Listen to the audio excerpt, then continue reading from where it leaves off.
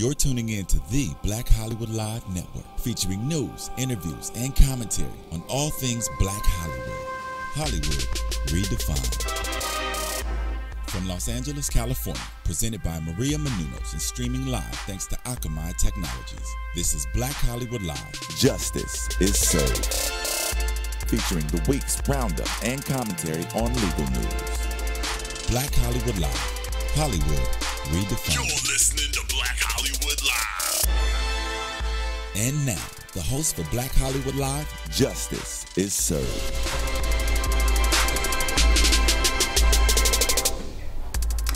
Today on Justice is Served, Bill Cosby's sex scandal, the accusers, the allegations, the cover-up, truth or shakedown. Ray and Janae Rice are back in the headlines. He's reinstated, but is she a battered wife making excuses? Death threats on Facebook. Now the Supreme Court decides whether it's freedom of speech or a crime. The Rams put their hands up, but was it the Ferguson prosecutor who in fact surrendered? And DUI in a parked car. That one's pretty incredible. Welcome to Justice is Served. My name is Sarah Azari, and I'm a criminal defense attorney and legal analyst, and your host today. And with me are my co-hosts, Lonnie Coombs, who is a former deputy DA and also a legal analyst. Welcome, Lonnie. Thank you. And also a warm welcome to Chelsea Galicia. Chelsea's our newest host here on the show, and I look forward to hosting many, many shows with you. Thank you so much. Chelsea's an attorney who represents injured workers in labor disputes. She's also a political activist and a mentor to girls in the juvenile system and foster care system. So welcome, Chelsea, to the show. Thank you. So ladies, it's great to be here with you on this rainy LA day. Let's get started on our show. The case of the week. America's dad, Dr. Huxtable, and the guy who can do no wrong, Bill Cosby. Sometime in late October, comedian Hannibal Buress called Cosby out on being an alleged rapist. And this went viral, and women, about 20 women from very different walks of life, came out of the woodwork and made allegations of being drugged and sexually assaulted or raped by Bill Cosby at one point in time. These allegations date back to 1967 and as recent as 2007. However, the stories are very similar. So from a defense perspective, you know, I tried to find some relationship between these women, some collusion, something. And I don't see any so far, but yet their stories are very similar, that somehow they get together with Bill Cosby, it's some kind of a career advice that they need or some mentorship, and then he drugs them and he sexually assaults them. And you know, I also, there's no book deals so far, there's no demands for money. So you have to question why, because ultimately this isn't Ben Affleck, and I apologize to Ben Affleck, but it's Bill Cosby, you know? And that's what makes these allegations so incredible in my mind. So Lonnie, what do you think is going on? Because everybody loves Bill Cosby. Oh yeah, we all grew up on The Cosby Show, right? And he was not just a father figure, but he also went out of his way to portray this paternal figure in real life too. And many of these women said that it started out that way. They were very young, they were in their late teens, early 20s, and that he came across very paternal to them, and then it took this ugly turn. Now, it's not just that he was sexually aggressive with them. They all tell this story of that there were drugs involved, and that they were taken advantage of when they were under the influence of this drug. Because the allegations are so old, we don't know what kind of drug it was or where he got the drug. We also don't really know if there were any injuries or no rape kits were taken, so we don't have the proof that there was actual sex. So they're not easy cases, besides the fact that we're past the statute of limitations. Three things I'd like to bring up. One, there was another article that came out just recently, and written by a woman who I actually met when I was on Dr. Drew's show Monday night, and she talked about how it's kind of a one-off. Her friend was dating Bill Cosby when she was in her late teens, early 20s, in a consensual, ongoing sexual relationship. And at some point, she told this friend, who was the author of the article in Salon, that something very upsetting happened, and that he had given her some pills and said, take this, it'll help you relax. She took them, it knocked her out, and when she came to, she said she could tell that she'd had sex and that she had not consented to it, obviously. And she was in a dating relationship. She was in a consensual dating relationship. Which is a very interesting twist on even beyond what these other women have said, in that she was she said, her friend said, a very sexually liberated. Yes, and she told her friend, I would have done anything he asked me to do. If he told me to pretend to be unconscious, or that he wanted to take me by force, I would have gone along with that. So why do that? Why do that? So that's an interesting twist. And there's two other things that have happened just today. One is that a woman has actually filed a lawsuit. So now we're beyond just the allegations, which Mr. Cosby's attorney has essentially been saying these are just allege's. They're Nobody take it yeah. Ridiculous. Brush them off like They're they have in the past. Exactly. And he also said he's the go-to Hollywood lawyer. Marty Singer. Celebrities get in trouble. Martin Singer is the one to go to. But he also said, which I disagree with, he said these women have never come forward. And and you know what? With all due respect, some of them may not have, but some of them did try to file charges back in the day. There was insufficient evidence. Many of them have, which I thought, Mr. Singer, you're smarter than that to ruin your credibility based on that alone. I mean, they have come forward. Some have tried to make reports. Some have been interviewed in the media. There are interviews from 2005 on by a number of these women, and people have not paid attention to it. Nobody's given it any credibility. And Mr. Cosby has gone on to be a spokesperson for different facilities and universities. Also not forget that there were 13 women who participated in a civil suit. Right. And none except for one, they were all Jane Does, and they didn't give any public statements. But that one that did give her name has given a public statement. So now it's a new arena. This woman is coming forward. She's suing civilly. She is saying that this happened when she was a minor, when she was 15 years old, but similar to the same thing. She was given drugs, and then he took advantage of her, sexually had her, masturbate him. So that's actually a lawsuit that's pending right now. The statute of limitations allows her to bring it because she says she just realized it within the last 3 years of what had happened. So that's one thing. The second thing is Gloria Allred literally 20 minutes ago just threw her, self into the ring. Gloria. And she said that she has 3 women with her who are victims.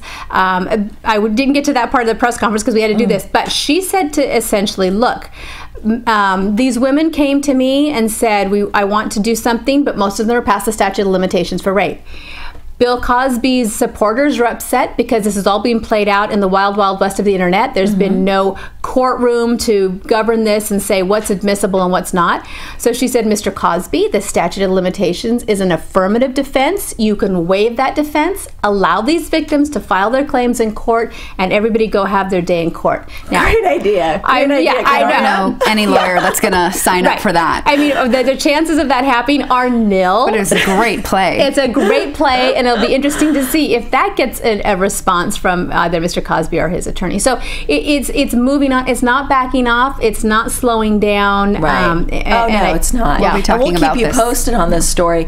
But what's also really interesting is Bill Cosby's response, or lack thereof, to these allegations. He recently was interviewed by the Associated Press, and the interview was not supposed to be about these allegations. It had to do something with an art exhibit. So Mr. Cosby's there with his wife, and at the end of the interview, the reporter very cleverly steered the interview to these allegations and asked Cosby about them. And I'd like for us to look briefly at his response, and also to look at what he says at the end of the interview when he thinks the mic and the camera are off, but they weren't. I have to ask about your name coming up in the news recently regarding this comedian. No, we don't answer that. Okay. I just wanted to ask if you wanted to respond at all about whether any of that was true. There's no response. Okay. Can I ask you, if with the persona that people know about Bill Cosby, should they believe anything differently about what? There is no comment about that. Okay. And I'll tell you why. Okay. I think you were told. I don't want to compromise your integrity, but how generous. I don't talk about it. As the interview wound down, Cosby then continued the conversation. The camera was still running, and Cosby and his wife were wearing lapel microphones. Thank you very much. Thank I you. appreciate your time. Thank you. Now, can I get something from you? What's that? That none of that will be shown? I can't promise that myself, but you didn't say anything. I know I didn't say anything, but I'm asking your integrity that since I didn't want to say anything, but I did answer you in terms of I don't want to say anything of what value will it have. I don't think it will. Ma'am, what'd you say? Sorry. What did you say? I don't think it has any value either. Yeah. And I would appreciate it if it was scuttled. I hear you. I will tell that to my editors, and I think that they will understand. Well, I think if you want to consider yourself to be serious, that it will not appear anywhere. Oh, man. I appreciate what you've asked. Thank you. Thank you. Thank you. Thank you. And we thought, by the way, This is so consistent with Cosby's history and track record. He's done this for decades. Back in 2005, he testified in a deposition in a case involving similar allegations that he basically had the National Enquirer spike a story and instead gave him an exclusive interview for them to do that. And this is according to his own testimony under oath. And then going back as far as 1989, he offered a story about his daughter's drug addiction so that they don't publish a story about him and Sammy Davis Jr. swinging in Vegas with some showgirls. So he's been busy burying these stories before they get out. So this is just so, it's representative of his track record to me. But ultimately, I think Lonnie and Chelsea, we agree that okay, Gloria Allred made this offer, which is completely ridiculous. I don't think that there's going to be any monetary recovery at this point, given the age of these claims, and I don't think there's going to be any criminal prosecution of Bill Cosby. So, when I think about what is there to gain from just completely trashing this guy's reputation? And I just think, these women may want just the cathartic release of the world getting to know the real Bill Cosby. Maybe that's the justice that they're seeking, or an apology, but that was not part of Gloria Allred's offer. If you talk to sexual victims, a big part of their healing process is some confirmation, some affirmation that what they're saying is true. And so, we don't know the impact that this has had on these women all of these years. But a lot of them have said that. They've said, look, all I want is an apology. And some have said they would like money also. Now, this interesting, the child molestation charge, that's civil case. Most cases, civil cases, the defendant gives testimony and talks about it under oath. So, and if you don't, it's only a preponderance of the evidence. Right. So if it's just the victim coming forward and the defendant doesn't come forward, then usually the victim wins. Right. So it'll be interesting to see if he does. And I'm not sure if he can invoke his fifth. I mean, I don't know, given that... Well, yeah, I mean, he can just not come and testify, right? And then essentially, it usually goes to the plaintiff. To the plaintiff, yeah. This is sad. I don't think there's going to be justice for anybody, really. Not the women, if they really are victims, because as we've talked about, it's too late. Statute of limitations has run, meaning their deadline for filing charges or claims has run for most of them. And Bill Cosby, if his name is really being smeared inappropriately, he'll never be able to clean up everything that's come out already. So this is a case, I don't think, where justice will ever be served. But we will keep you posted as the case unfolds in the upcoming weeks. So moving on to On the Docket, our first case on the docket is about Ray and Janae Rice, again, another NFL player in the news. And, Ray Rice was, there were videos that came out about a domestic violence incident, really brutal, I think, involving his then girlfriend, now wife, Janae. And initially, the NFL suspended him for 2 games. And I think once the videos were released, they changed their mind and they suspended him indefinitely. And recently, he appealed that decision and won. And so one of the questions I have, and Chelsea, maybe you can answer this, is, was this double jeopardy that he was he was exposed to. It sounds kind of unfair. And also, how did he end up winning this appeal? Yeah, so basically, you're right. That's what the arbiter, who is also a judge, but in this case, the role she played was an arbiter, did say this was like a double jeopardy, and that's why she vacated the indefinite suspension. When I first heard about this, I thought that the judge was saying that the punishment didn't fit the crime, that the punishment was too excessive for it. And at first, I was ready to be appalled. But when I looked at what the actual issue was, I could understand. And the actual issue was whether Ray Rice was honest with the NFL and the commissioner, Roger Goodell, when he told them what happened. And he wasn't honest? Well, that's what Roger Goodell says. So Ray Rice says he was honest. Roger Goodell says, I didn't know really about how bad this was. Exactly, until the videos came out. And that's why I changed my mind. But the arbiter said, no, there's no evidence that Ray lied or misled And it's them. one thing to say, I punched her, she fell, I left her. This is exactly the issue. Seeing that video. See, sometimes I've seen comments that, maybe the judge was insinuating that Roger Goodell was the one who was lying by saying that he was lied to.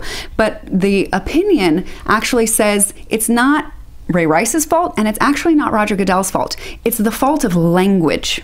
That words themselves cannot convey the serious nature of domestic violence. Okay, but here's my problem with that.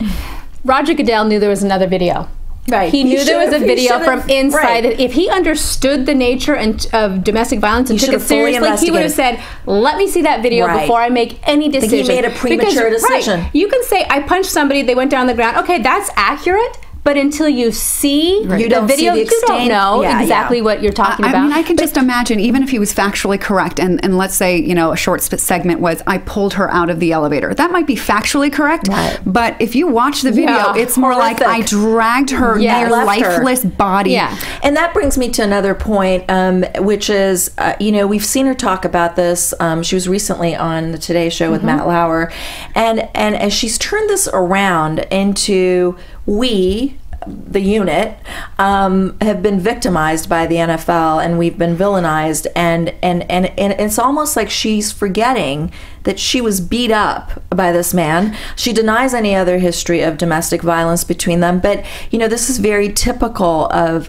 abused women. It's really sad. This is really sad. I think it sends a terrible message.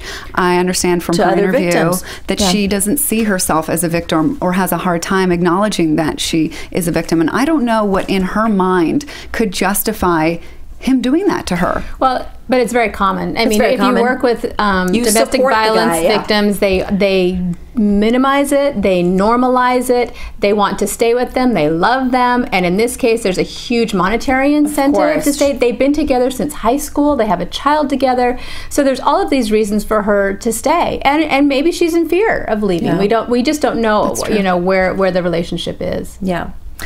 Okay, next on the docket is the case of Aloneness versus United States, which is a case that was heard by the Supreme Court this last Monday. The Supreme Court was divided on this, and it's been taken under submission, and a ruling is due sometime next June. Interesting case. It involves death threats by Mr. Aloneness on his own Facebook page, and his lawyer explains these death threats as, well, first of all, they're directed to his estranged wife and law enforcement. And his lawyer says, well, look, it's lyrical, it's artistic, it's therapeutic. He's just venting, he's pissed off. He doesn't mean anything by this. And he really kind of makes it about his lack of intent. And the government argues, well, his subjective intent doesn't matter. It's about whether a reasonable person would feel threatened by this. And so, it's an interesting issue because in this day and age where we're all posting all kinds of stuff, and it's almost sometimes I think even I forget that this is public. That's dangerous. Sarah, let me put that little note on your computer. This is public. It's not your diary. So, we put all kinds of stuff on our social media, and so is it free speech or is it a crime? And I liked the Chief Justice Roberts' response, which was reciting the lyrics to an Eminem song. Yeah. And he said, wait a minute, how come that's not a crime? And we don't prosecute him, but this is a crime. And I think ultimately it's going to come down to whether the Supreme Court wants to limit the freedom of speech to this, having courts do this reasonable person test, and I don't think they're going to do that. I think what's more reasonable is to look at the content and say, okay, was this on his page, or was she tagged in it, or was it on her page, or there's other ways to kind of see whether this was really personal to her, or was this more of like a venting thing on his own. Well, I think on the internet you have to assume that the victim's going to see it one way, whether he directs it at her or not. So it's interesting because the threat charges have really evolved. I remember when it first came, it was called terrorist threats. Now we took that away because threats. Now right, because now we have actual terrorists that are really active. So it's really evolved over the years, and now we have to extend it to the internet. And it used to be the issue of, well, do they actually have the capability? Are they standing in front of you with a weapon, ready to do what they said? If not, if they're from a distance, it's on a phone, or you don't see a weapon, then maybe don't take it seriously. Exactly. Yeah. Now we're talking about things on the internet, and we're not even worried about imminent because people actually do the stuff that they post on Facebook and the internet. Now, we've covered this story, and they actually covered it before I came in, so years ago, on this show. And the Aloneness story. Yes, okay. And it was really, we put a lot of favor in, hey, look, it's a rapper saying these are my lyrics. Look at Eminem. Just because he's not as famous as Eminem, why can't he say these are my rap lyrics? I'm writing this. They're in rhyme.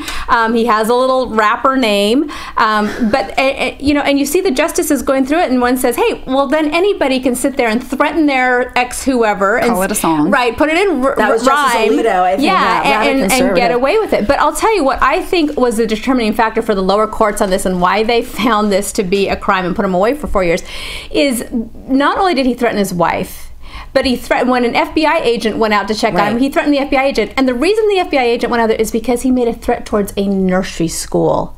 And this was right about the Newtown shooting time. He said something like, hell hath no fury, like a crazy man in a kindergarten class. The only question is, which one?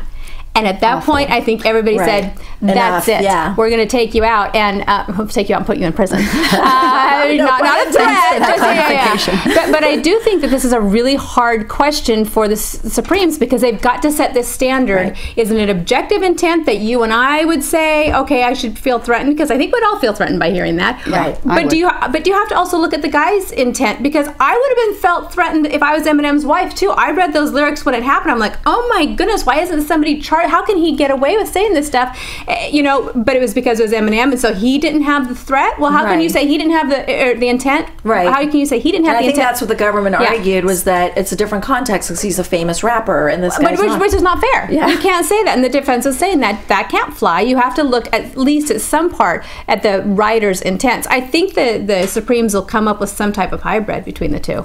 Yeah. I hope so. I hope they don't just say, oh, First Amendment free speech and back out of it, because it's really scary, and we see that people do make good on these threats. They do, yeah. Next up on the docket, the Rams put their hands up on Sunday on the field, 5 ball players, but was it really the prosecutor who surrendered? The Rams players took the field with their palms up in the air in the hands up, don't shoot gesture that the protesters have used in response to the Michael Brown shooting in Ferguson. And St. Louis police are absolutely furious at this, and they've demanded an apology, which I don't think they're going to get. But essentially, the players have responded, look, we want to show solidarity. We want to show that we're a community, and this violence needs to stop. Fair enough, but one of the reasons the police are so upset at this is that their position is, look, there was a mountain of evidence that was presented to the grand jury in Ferguson, and they just didn't feel like it was enough to indict. So, you need to let this go. And it brings me to the issue that I've had about this Ferguson case since a couple weeks ago when the news came out. In my experience, it's not difficult to get an indictment. That is something that is, in other words, it's more common to get an indictment than I've never heard of a prosecutor not getting an indictment. But of course, that's in my experience is in the federal world, because we don't have indictments in state court. But yeah, we do. Well, I've never. I mean, we usually. I've done them. Oh, you do? I've gotten them, yeah. Okay, because in my experience, we have preliminary hearings, which is you can choose between a preliminary hearing or a grand jury, just like this one. Okay, so in at least in my experience in the federal court, you as a prosecutor, your job is to enforce the law, and it's to present whatever evidence there is to the grand jury, and and they usually come back with an indictment. So the problem I have is not the mountain of evidence, it's the quality of the evidence. And I feel that the criticism about the prosecutor in this case is that, yes, he brought in these witnesses, but he really controlled their testimony. Whereas when Wilson testified, he gave him free rein to narrate essentially how fearful he was and why he shot Brown. I wasn't there, so I can only go by what I know, and I've read in the news. But Lonnie, what do you think? How do you think this prosecutor influenced the outcome? And do you agree with me that these witnesses were not treated the same as the favorable witnesses who would have perhaps led the jury to an indictment? Were not allowed to testify freely as Wilson was? Well, here's the interesting question, because people usually say that, the grand jury will indict a ham sandwich because the prosecutor's putting on the evidence. There's no defense attorney allowed. And they say essentially the prosecutor only puts on witnesses favorable to themselves. However, that's not what you're supposed to do. As a prosecutor, you're supposed to put on enough of the evidence on both sides of the case so that the grand jury can make a fair decision based on. So you essentially have to act as the prosecutor and the defense. Now remember, in this case, the prosecutor did that. He acted as the prosecutor, and he also acted as the defense attorney. So essentially, it was the defense. What the people are upset about is he seemed to act more like a defense attorney than a prosecutor. In that situation. Cross-examined these, grilled these witnesses, right? The other issue too is, and we talked about it briefly, he could have filed the charges himself, taken it to a preliminary hearing, and let a judge say, there's not enough evidence here, I'm going to dump the case, or send it on to a jury. But instead, he didn't even say I'm filing charges, he just put it in front of the grand jury. So, I think that the prosecutor was trying to make it look like I'm doing everything fairly with clean hands, but it came across not differently that way. Yeah. Okay, and last on the docket today is a new type of DUI, swigging vodka in a parked car.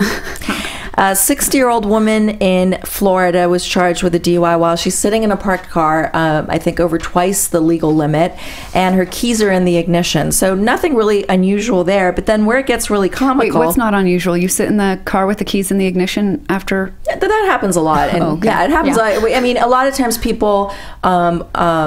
don't feel safe to drive, and they feel like if they sit in their car, which is a big mistake because it is a DUI. When you sit in your car, you're going to wear off the alcohol, and eventually, you're sober and you can drive. So she's sitting in the car, and then the police come over and ask her for her driver's license, and she hands over a bag of chips. And so the officer is a little baffled, and she then grabs the bottle of vodka and starts swinging. So the real issue here is and I bring this up because we're going to dedicate a show in January just to DUI laws in California and what to do if you are charged with them. From a defense attorney, so be right. Yeah, we're going to have an expert here on the show telling you how to avoid a DUI and what to do to protect yourself. Uber, people, Uber. Yes, Uber's the best. Thank you. Yeah, Uber's the best. Let's make everybody safe. But if you don't Uber, then you got to know what you're facing. So, in many states like Florida, when you have access to the car and you have access to the key, you technically you meet the element of driving under the DUI statute. I don't think most people knew that. I don't think I remember that. No, and in California, that's not. You have the prosecution has to be able to prove driving, and they could say, "Hey, somebody dropped me off here. I'm just sitting here," unless they can prove that the car was actually... I mean, it's a jury question. It is, but there is case law that says that if you have access to the vehicle and you have control over the vehicle, then, you're... So it becomes very technical. Where are you? Where is the key? Well, the other thing, too, is she could have said, I started drinking after I stopped the car. Except she was double the limit. So I don't know. She drank a lot. I mean, we don't know how long she's been sitting there. Or it was mouth alcohol. You can go on and on and on. But do you think that... I don't know. I mean, part of me thinks, okay, the officer probably had enough based on her blood alcohol content to arrest her. But I don't know how much the added, bottle of vodka. Well, she didn't even turn over her license. At first, it was like a bag of chips. She was looking for it. Come on. She thought the officer might be hungry. Have some chips while I'm looking for my driver's license. I think she's trying to get sober. She handed him something else that was clearly not her driver's license. Right. So she didn't cooperate. And a lot of people in Ferguson are talking about if you just cooperate with the police, you're better off. Right. She didn't cooperate with the police. She showed that she was. Although I don't know, in my experience, when you cooperate with the police, you get arrested. You still get arrested, and they have your statement. So I don't know. It depends on what you mean about cooperation. But this brings us to the end of today's show. Let's keep the dialogue going through the week. Please find us on iTunes and YouTube, and post your comments, and of course like us. And you can also direct your feedback and questions to all of us directly. My email, which is my preferred method, is sarah@azarilaw.com, and I can also be tweeted at azarilaw. And tweet me at Lonnie Coombs, LONICOOMBS. And I'm at Chelsea Galicia, CHELSEAGALICIA. Thanks for tuning in, and see you next week right here on Justice is Served. From producers Maria Menounos, Dario Kristen, Tiana Hobson, Kevin Undergaro, and the entire BHL crew, we would like to thank you for supporting Black Hollywood Live, the first online broadcast network dedicated to African American entertainment. For questions and comments, contact us at info@blackhollywoodlive.com. Like us on Facebook, tweet us, or Instagram us at BHL Online. And I'm your BHL announcer, Scipio. Instagram me at Planet Scipio. Thank you for tuning in. The views expressed here are those of the host only and do not necessarily reflect the views of BHL or its owners or principals.